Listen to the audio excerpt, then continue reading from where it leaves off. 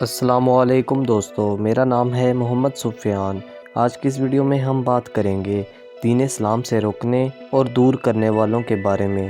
ہمارے معاشرے میں غیر مسلموں اور نام نہاد مسلمانوں کی ایک تعداد ایسی ہے جو لوگوں کو دین اسلام سے دور کرنے، مسلمانوں کو دین اسلام سے دور کرنے اور اس کا مخالف بنانے کی کوشش کرتے ہیں، اور اس مقصد کے حصول کے لیے ان کے پاس ایک بڑا ذریعہ عورت ہے۔ ایسے لوگ اسلامی تعلیمات کو توڑ مروڑ کر پیش کرتے ہیں، جبکہ خود وہ ہیں جو عورت کی جسم فروشی پر اطمینان محسوس کرتے ہیں اور ماڈل کا نام دے کر اس کی قیمت لگانے کو روشن خیالی قرار دیتے ہیں، یعنی عورت کی حفاظت کی جائے اور اسے گھر بیٹھے ہر چیز عزت کے ساتھ مہیا کرنے کا کہا جائے۔ جیسے اسلام کا حکم ہے تو روشن خیال کہلانے والوں کی طبیعت خراب ہوتی ہے اور بکری گائے کی طرح اس کے جسم یا اس کے علاوہ اس کے ناچ کو فروخت کرنے کے لیے پیش کیا جائے تو ان لوگوں کی نظروں میں یہ عورت کو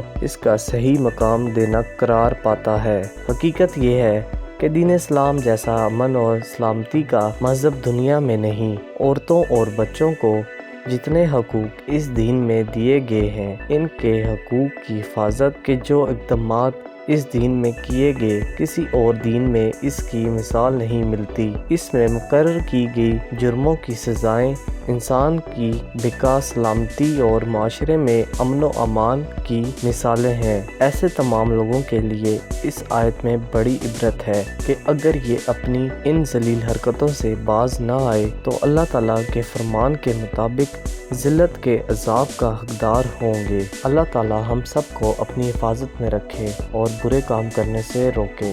دوستو، مزید ایسی اسلامک ویڈیوز کو دیکھنے کے لیے میرے چینل کو ضرور سبسکرائب کیجیے گا۔ اللہ حافظ۔